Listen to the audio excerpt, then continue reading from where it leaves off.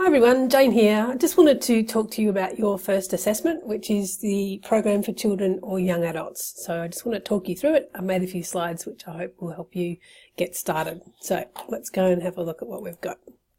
Alright, so the whole idea about this assessment is that you are going to be looking at a particular group of young people or children or young adults within a particular library and building a program to meet some of their needs. So this can be a real library and a real community, and if you're actually working in a library you could build a program that you could actually deliver, but it doesn't have to be. It can be an imaginary program for an imaginary group within an imaginary library. So it can be a real thing or it can be something that you dream up, doesn't matter. So we're looking at libraries specifically, so looking at either school libraries, public libraries, could even be a university library I suppose, or a special library. Whatever you think you want to do is absolutely fine. So this is a chance for you to build a program from scratch for a particular group of people to meet a specific set of needs that are associated with that group. So you can be as creative as you like and put something together that you think would be a really good program to run for these people to meet their particular needs. So that's the whole sort of, the big overview picture of what we're going to be working on. There are a number of parts within this assessment, and you should read the assessment really carefully. It's in the subject outline. I've got my copy here, I've printed it out. There are a number of different parts. In fact, there's 3 parts to it. And within each part there are also subsections. So we're going to go through all of them now, which I hope will give you some idea of the structure that you need to put together and give you a chance to get enough information to get started on it. Alright, so the first part. This is where you're telling me about the group that you're going to be working with. So the group that you're designing the program for. What we want to know is 2 main things. We want to know a bit about who these people are, so who is this particular group that you're going to be working with, and what library do they belong to, so what about the community that you're working with. So we're looking at stuff like, let's say you're looking at children of recent migrants into, let's pick Collingwood, where I live, and there's a lot of children of recent migrants in Collingwood, so it's an appropriate group to work with. So what I'd need to do, if this was my assignment, I would need to look at, okay, who are the migrant groups coming into my community? What countries are they coming from? How many of them are there? What languages are they speaking? All that sort of demographic data about this immigrant community within my bigger community of Collingwood. So I would look at things like the Australian Bureau of Statistics, looking at census data perhaps, or immigration data. There might be some stuff on your local council website. There might be annual reports for your library or for the council itself, which details who lives in the area, who this community is. So you need to look at the whole community and describe who they are, and use some of that demographic data to do that.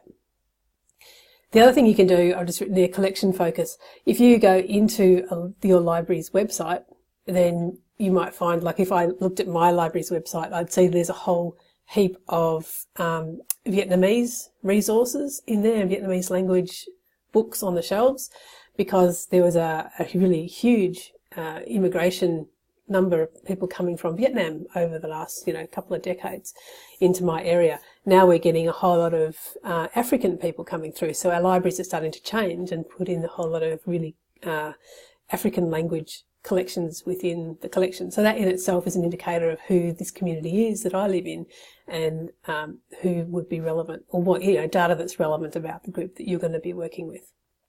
So that's the first part of that. First part of part 1 is who your people are and some demographic data about the community that you're working with. The second part is, out of all of those communities, you need to choose one little part of it, and they're going to be the focus for your program. So so I might choose, say, preschool children who are recent immigrants from Africa to Collingwood. So that might be my really specific group that I'm going to be designing a program for. Preschool children from African communities who have migrated into my area. So I would need to write about 3 things about these people: what their specific needs might be, why I've chosen them, and what are the relevant issues for them. So the needs of the group would obviously be things like integration of parents with young children into community groups. There might be things like language needs would be relevant there. Why I chose them would be things like because there's it's a growth area. There's a lot of these new kids here, and it'd be great to have some library services or programs that would meet their needs.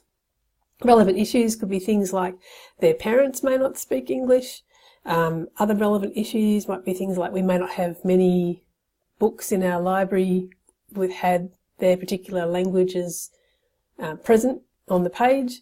There might be a need to buy perhaps, you can get those fantastic multilingual or bilingual children's picture books where they've got the English words written in and then they've got other languages underneath. So things like that, the relevant issues about this particular community and why I think a program should be built to meet these particular people's needs. So that's part 1. So all about the people that you're going to be working with and the community that they're coming from. So I hope that's not too hard. And then part 2, I'm just going to flip over my page now. So this is the design and develop a program section of the assignment. So we've moved on from all that demographic descriptive stuff about the community that you've chosen. Now you're going to talk to me about designing a program to meet the needs of these people. So what we want you to do is to come up with 6 activities, and out of those 6, one of them gets explained in full. So 5 of them, you just need to list them all, and we've given you a whole bunch of examples there of things you could do. So things like Q&A with a famous author, training programs on a certain web tool, lectures on how teens can use money, how they can write blogs or whatever. So come up with 6 things that you would like to do to run 6 parts of a program you'd like to run for this community. So for me it could be story time in the language of the community. Second thing might be story time in the language of the community and then a translation into English. The third activity might be a craft program for the parents of that, or for those kids in that community. The fourth thing might be a cooking day for those children and their parents or their carers. And the 5th thing might be, I don't know, something else, a visiting author. So a 6th thing, come up with a 6th thing. So all of those things would be part of your 6-part program. What you then need to do is to just list them about the things you do, and it can be just 6 story times in bilingual story time. That's okay. It don't have to be 5. They don't have to be 6 different things. It can be just 6 of the same thing offered 1 week apart, and that would be absolutely fine too. Whatever you think is going to be most useful for the group that you've chosen to work with. And then you need to take one of those and write it out in full. So writing actually a program and a plan for it, so that it could be delivered. Now, you don't actually have to deliver this thing because a lot of you won't have the capacity to actually deliver a program to a bunch of preschool African kids, obviously. But what you'll need to do is design a plan for it and write it up so that if it were to be delivered, it could be. But let's go take a little step back. So the 3 things you need to do, 3 objectives for your program. So this is all 6 things. So the objectives might be to expose these children to English language through picture books. A second thing might be to bring families from similar ethnic groups together in a social setting. The third thing might be to provide fine motor skill activities for this community before they go to school. So something like that. So you need to come up with 3 objectives for your 6-part program. The thing that I usually put in my head as I'm trying to work out what objectives might be is I answer this question. I sort of say to myself, okay, by taking part in this program, participants will be able to learn English, become socially connected with other people from their community, be challenged physically to, to help with their development. So they might be the 3 objectives. And to find your objective, think of that question. What will they get at the end of this program of 6 events? Then you need to tell me the rationale. So why have you chosen these particular activities? And then think back to that first part of the write-up where you're talking about the needs of this group. So try and tie those things together. So it's okay, well, this group's needs were to learn English. So the rationale here is that this program will help them learn English. So try and make sure that the program you've designed actually goes ahead and meets one of those needs that you've identified in the first part of the assessment. And then you just need to list those 6 activities that you're going to do. And for one of them, we need to take it further and write an activity plan and promote it into a poster. Okay, so let's have a look at what I mean by an activity plan. The idea of an activity plan is that if you've planned an activity, like a story time, say, for your group, and you get horribly sick that morning, or you get hit by a bus, and one of your colleagues has to pick this thing up and run it within an hour's notice, you need to have left them with enough instruction that they can pick up the plan and go, okay, this is what I have to do, this is what I need, this is how long it's going to take. And so they can go ahead and run that program if you're not there. So the things that I would expect to see are these dot points that I've listed here. So what materials you're going to need, a step-by-step process, almost like a running sheet of what happens first, what happens next, what happens after that. So step-by-step what needs to be happening throughout this activity. What sort of staffing you might need. Is there any money that's going to need to be spent to get this thing up off the ground? It might be you need to buy some picture books in a different language perhaps. You might need some craft activities. You might need to get access to some software. It depends on what your program is. And then any other resources that might be important for you to have that to run that activity. So that could be anything like, great big tables to put craft activities out on, or it could be a space in the reading room so you can put a bunch of kids in there. So you need to think about how would you actually run this thing, what resources are you going to need. And then anything else that you think is going to be important to go into that activity plan so that your colleague can pick up that plan and go, okay, I can do this. I can run this from the information I've got there. So if I was doing this, I'd probably put in things like, what the goals of the activity are, just so that whoever's running it can understand, why we're doing this at all. What's the point? And it depends on what your program is and what your activity is. That will change what else needs to go into that activity plan. So, but just keep that in mind, that idea that if you weren't there and someone else had to do this for you, you need to have left them enough information to make that possible. Right, so that's the activity plan. The other thing you have to provide is a promotional poster. And this is literally a poster that is going to advertise all 6 activities that you have planned. And it's a good thing it's going to be sitting on the wall that is going to attract people's attention as they come into the library. It might go into the council newsletter. It might go in the local paper. It might, you might print out flyers and put them in people's letterboxes, whatever. Obviously you're not going to do this for real, but this is, you need to design something that will take that function. So keep in mind who your audience is. It might be the parents of the people you want to work with, or it might be the people themselves if you're working with teenagers, or it depends on what you're actually doing. So be really creative, make something that looks attractive and is going to do its job of promoting your activities, your 6 programs. And you probably want to do things like list when they are and put the dates in. I think in the assessment instructions we talk about a 1-page promotional calendar, and that this is the idea of having all the dates of the 6 activities that you're running, so you just need to make them up. But, put them a week apart if that's what you want to do, or have, every afternoon for a week if that's what you want to do, whatever works for you and your activity. But it just has to look snazzy and attractive, and that's the thing that's going to bring clients or users or participants to your activities. You can use PowerPoint to do that, or whatever. Some people use Adobe Spark, and there's other presentation software that you can put together nice presentations. some of those infographic softwares are really good. There's a whole ton of free stuff on the web which you can use, or you can just use Word. I don't mind, as long as it looks cool and it's something that's going to be attractive and interesting for your potential users. And then that's all part 2.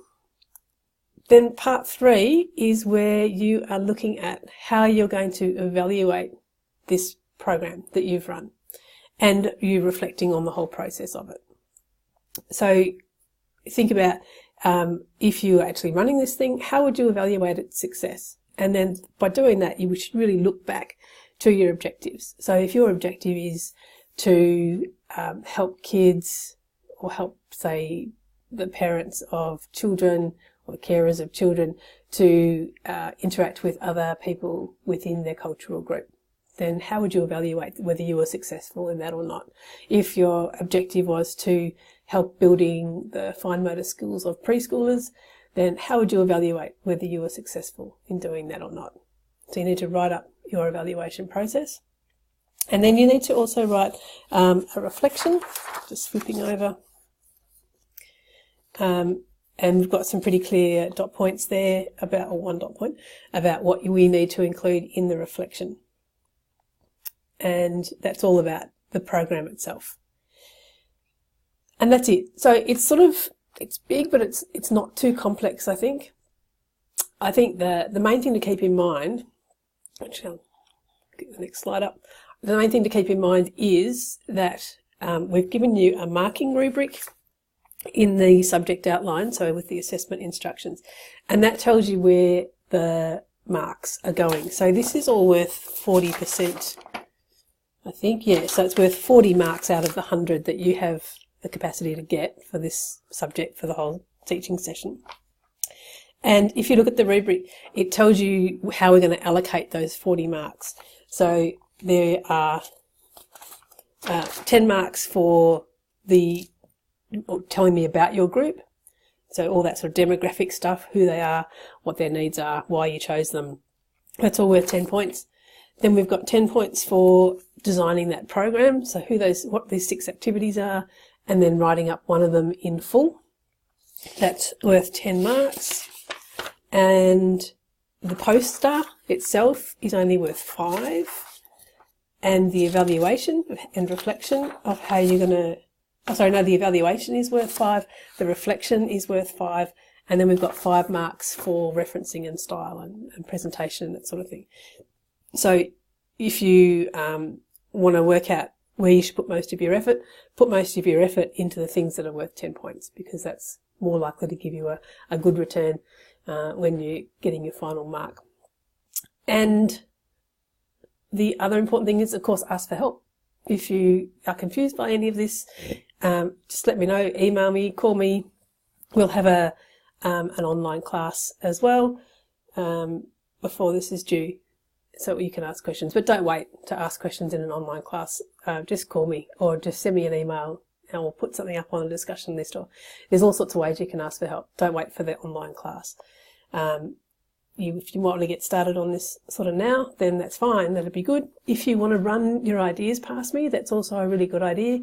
So if you've got some thoughts about what community you might want to work with, what your programs might look like, but you're just not too sure whether you're on the right track, well then just give me a buzz or send me an email and we'll talk it through. So just to make sure that you're on the right track. And I think that will do. So thank you for listening. I hope this helps. But do make sure you stay in touch and make sure you're on the right track. And any questions or worries, just let me know. Thanks, guys. See ya.